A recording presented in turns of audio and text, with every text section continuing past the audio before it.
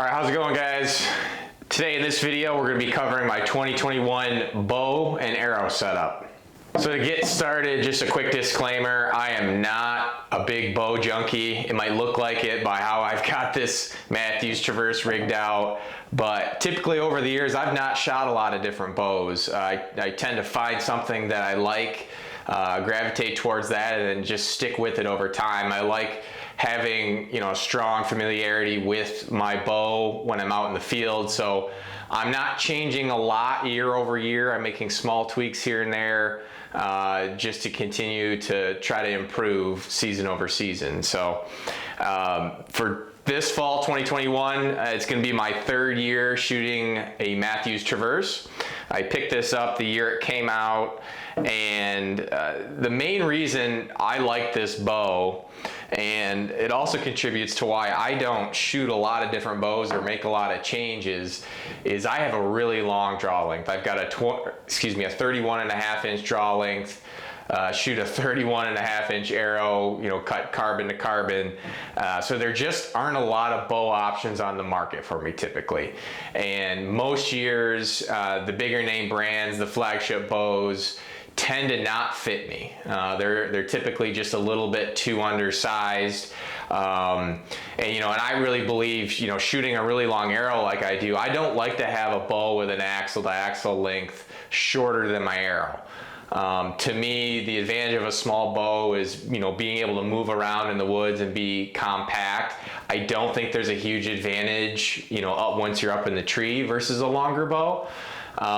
So if you've got a long arrow that's, sticking out past the end of your short bow, you're really not gaining that advantage of having a more compact rig. So, long draw length is why I gravitated towards this platform. And if you look at the bows with the longer draw length options over the last handful of years, this one is one of the faster ones. And for me, I've really enjoyed the draw cycle, how dead in hand it is on the shot.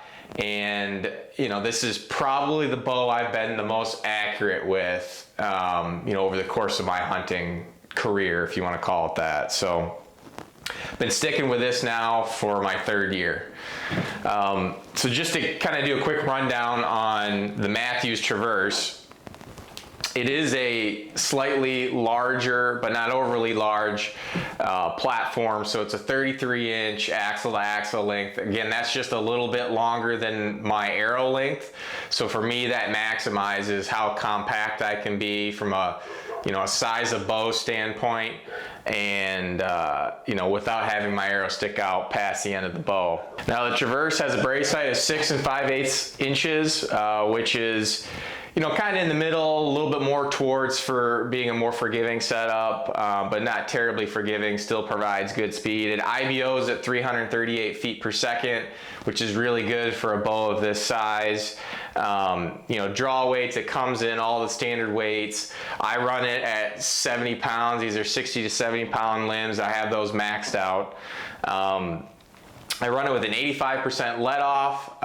To me, I like having the least amount of holding weight on the back wall as possible, because you just never know when you're going to get caught in a situation in the field where you've got to stay at full draw for an extended period of time. I actually had that happen this past season, which I'll cover in another hunt breakdown video that we're going to do. But to me, that's hugely valuable in the field.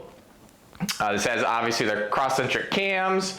I still have factory strings on this thing. I'm going into my third season, so depending on how much you shoot, that could be pushing it. I am planning to replace them after this season, but I unfortunately haven't been able to shoot very much in the off season since I've gotten this bow, either just being busy, or last year I did actually tear both tendons that connect my right pec muscle to my shoulder in February 2020. So last year I didn't even start shooting until mid to late August prior to the season. So it was important to have a forgiving setup, and that, as I kind of go through the rest of the accessories on this bow, that's what you're going to see. My goal with a bow is for it to be as accurate and as forgiving as possible in the field, not necessarily target shooting.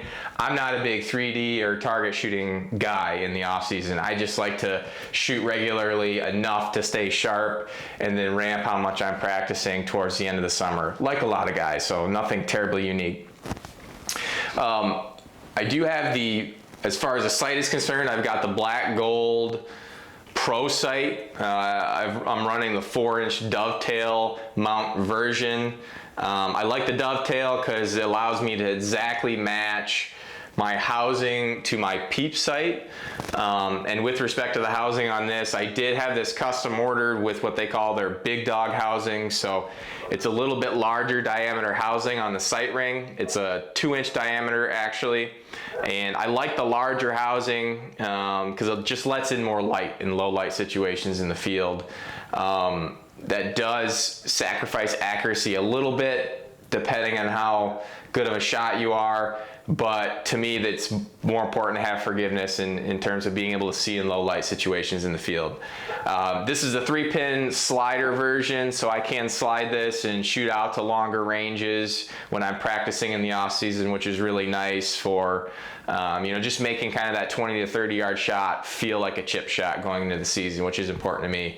I run green on top, red in middle, green on bottom. As far as my sight pins are concerned. And then I do like the smaller ones, so the 0.01 inch sight pins, which is the smaller, the couple of options they provide. I don't have a problem seeing those in low light, and I think it opens up the sight picture, especially since this is a multi-pin sight. I don't like 5 and 7 pin sights. I think there's just too much going on, and I think a 1-pin, it just limits you a little bit too much. I think if you can confidently shoot out to 40 yards, obviously in the right situation where a deer is relaxed and you're not in the middle of a stare down, I think that really opens up some opportunities for you in the woods. So that's my goal going into every season, that is to have confidence out to 40 yards that I can take an animal, and that's those smaller pins just really keep that sight picture nice and clean at that yardage. I mentioned the big dog housing. I've got that match with a G5 Meta Pro Peep, it's called. And this is their 5/16 inch size. That's their largest size. It's the largest size peep on the market that I'm aware of. And again, that's all about letting in more light in low light situations. And then I do actually run the blue color peep. I don't know the exact science behind it per se, but the blue color seems to let in more light for me. And when I'm looking down that peep, rather than having a dark black ring that's blocking out a small part of the sight picture, I have more of a light blue halo that's kind of floating around my sight housing. And I like that. I feel like it's easier to see through, and that's worked well for me. I've been running that for several years now. As far as the rest is concerned, I've just got the standard Matthews Ultra X, the drop away that integrates right into the bow. It's cable driven. The big thing I like about that rest is if you do have to draw on an animal and then let down for whatever reason without taking the shot, the rest will stay up in the up position and hold your arrow in place. You don't have to worry about the arrow falling off the rest if you do need to let down on an animal, in a particular situation in the field. But obviously when you shoot it, it goes. So it's tension to really only drop on a shot, which is really nice feature. All right, stabilizers. So you can see this is probably the part of my bow where you're thinking to yourself, he's a liar when he says he's not a bow junkie, because this is looking a little crazy here. But the one thing I have messed around with over the last several years or so, more than anything, as far as making tweaks to my bow setup, are the stabilizers themselves. And I've landed on something that I really like, that for me marries really well with this Matthews Traverse. So I'm running a 10-inch front bar and an 8-inch back bar. These are the Bee Stinger Micro Hex, and I just got them in a matching gray color. I've got 3 ounces of weight out front and 5 in the back. What's a little bit unique to how I like to run this is you can see this drop angle here on the front stabilizer bar. I'm actually running a 20-degree drop on the front here, and both of these are attached with quick disconnect mounts, so I can take them on and off very quickly if I need to for transport, whether that's in the woods, which I don't typically do, or just putting it away in the case. But as far as the 20-degree drop is concerned, you'll see a lot of competition guys that run the really long front bars, and most of them are running like an 8 to 10-degree drop on that. So you'll see an angle and it extends down, and what that does is when you're holding the bow with this front bar, typically a front bar is there to help prevent left to right movement, torquing your grip as the arrow is released. If you put an angle and drop that front bar, it's also going to prevent rotation. So the length of the front bar left to right and dropping that bar is going to prevent this rotation. And if you hold your bow high on the grip where it's contacting the bottom edge of the shelf on the handle, and every bow handle is grip is a little bit different, but that contact can induce that twisting motion. And I found myself doing that a lot, especially last year after my surgery. And for me, adding that 20-degree drop on the front helped to combat that. I also ended up sort of sliding my hand down a little bit on the grip in terms of where I hold it, so I was pretty much eliminating contact with the bottom edge of the top shelf of the grip there. But I like the 20-degree drop as opposed to the 8 to the 10 that most competition guys run, because I am running a shorter bar. I'm running a 10-inch bar. Those guys are out there 30 plus in a lot of scenarios, so I can get closer to the amount of stability that one of those longer bars provides by having a larger angle of drop. So it lowers the center of mass of my bow, and it does a better job of preventing that twisting motion in my grip with a shorter bar and less weight. So that's why I run a more extreme angle, which I've not seen a lot of people doing that. The one other kind of interesting thing about that, and I'll stand up here real quick, is when I'm carrying this bow in the woods, if I'm carrying it with my right hand, I'm typically carrying it like this. And you can see with that angle, that front bar is not in the way of my arm. It's actually really nice to kind of lands right here on the back of my forearm up by my elbow. So if I'm walking through the woods and I'm carrying it like this, it provides some stability. It makes this bow very, very easy and balanced to carry through the woods, which is a big deal when you're going in deep. So this bow especially is not a light setup. So the bare bow is 4.7 pounds.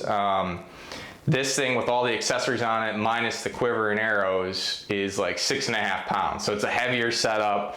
I like a heavier setup because I feel like it's more forgiving, especially when the adrenaline's pumping, you've got an animal in front of you. So as far as the quiver is concerned, I run the Tight Spot Rise quiver. It's a 5 arrow. It does come with a nice little loop on the top, so you can hang this on the tree. I always take my quiver off in the tree.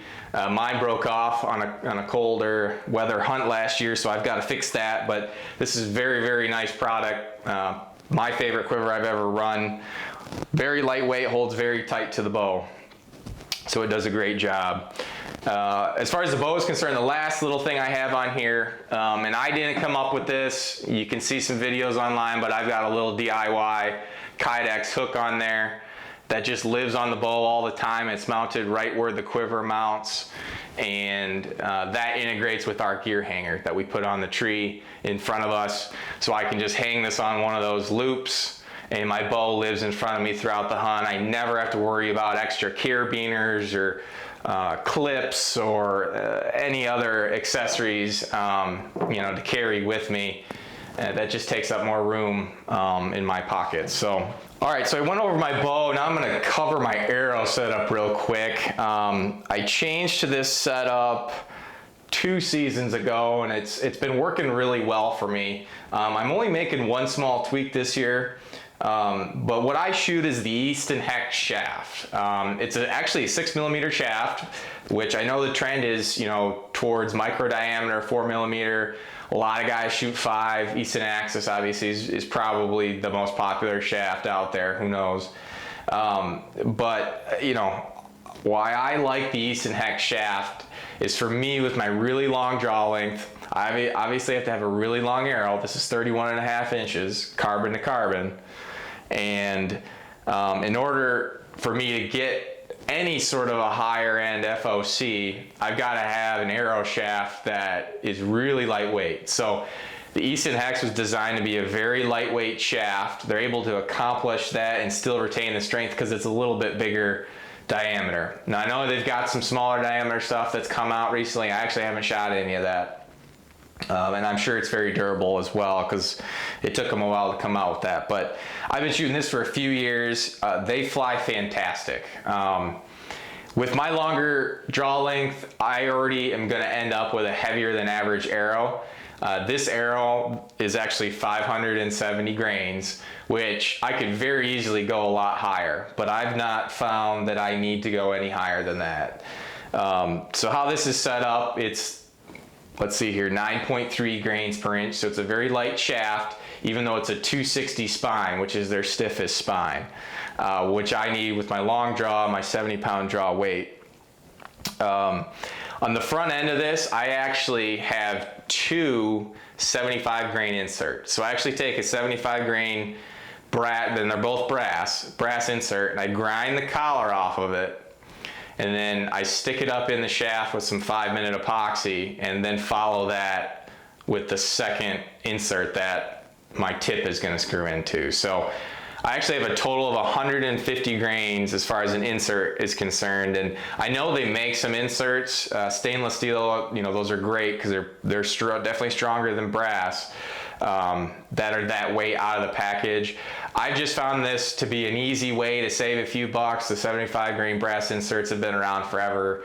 They're much more inexpensive. I've not had any issues as far as them failing from a structural integrity standpoint, shooting through shoulders on deer. And the reason I originally built these with the really heavy double insert system was so that I could run 100 grain or 125 grain broadhead and just have more broadhead options, period. Obviously, the last couple of years, there's been a lot more heavy broadheads coming out on the market with the popularity around heavier arrow setups and single bevel broadheads. I'm right now just running 100 grain.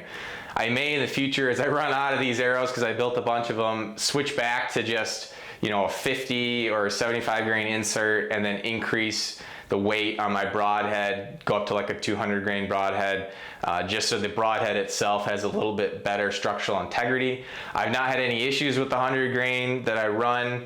I did have a tip of one this past season shooting through shoulder roll on me slightly. It did not affect the effectiveness of the arrow. The deer was down inside 40 yards. So like I mentioned, total arrow weight's 570 grains. I've got 18% FOC on this. I'm not running lighted nocks anymore. That's going to be one of the 2 small tweaks to my arrows.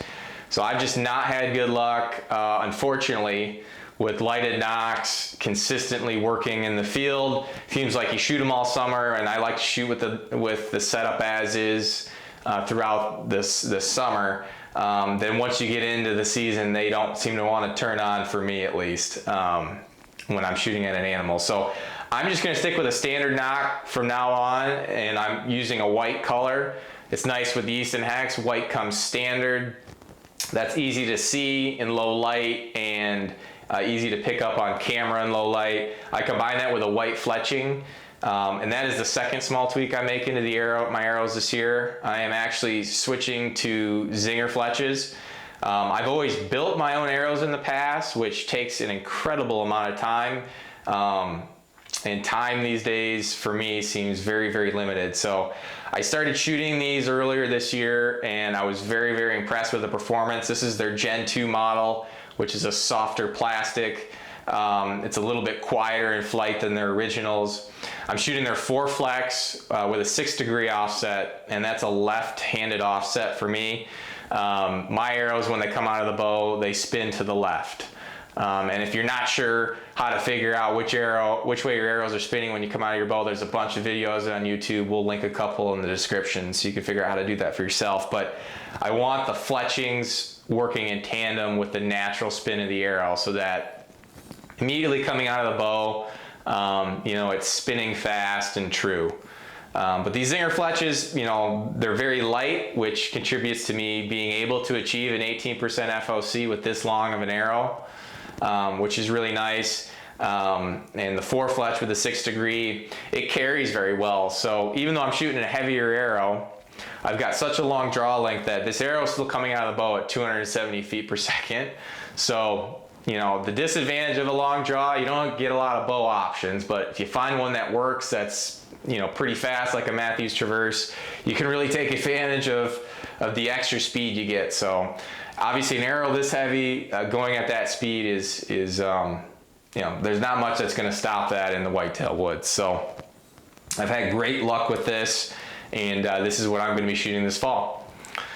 As far as broadheads are concerned, last year I shot the Iron Will solids in the 100 grain model with the bleeder vanes, bleeder blades, and those were great. I was fortunate enough to tag out in Michigan last year on a couple of 3.5-year-old bucks, and neither buck went more than 40 yards and it was dead.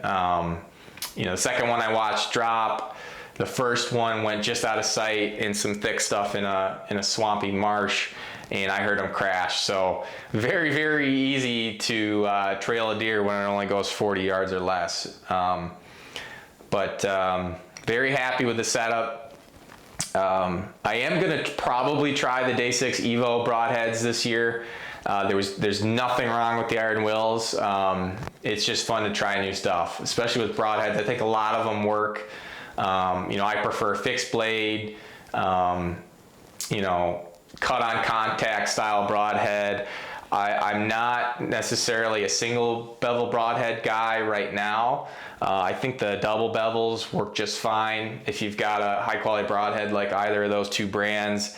And for me, with my arrow coming out of the bow spinning to the left, if I were to put a single bevel broadhead with a left bevel on there, it's going to want to unscrew that broadhead when it makes contact with an animal. I say that it's not something I've tested, but you know, I do notice that I have to retighten my field points while I'm practicing and shooting a lot of arrows, because my arrows do spin to the left, which, you know, is opposite of the thread direction on every insert on the market. So maybe when I restring my bow next year, I'll have the string twisted the opposite direction, and I can hopefully get my arrows to spin to the right coming out of the bow, and I can switch that up and give a single bevel a try. But right now I've not needed that to break through bone and shoulder, as long as I've got a high quality double bevel broadhead. And I guess I just don't want to risk you know, the possibility of loosening the broadhead on impact and thus, you know, hurting its performance going through the animal. So that's my bow and arrow setup for 2021. I hope that helps you, you know, kind of compare to what you're doing, and you know, perhaps you learned a couple things. I don't know. I'm just trying to share what I'm doing, why I'm doing it, and you know, you'll get to see that in action in the field this fall. So thanks for watching. Good luck this fall, and take care.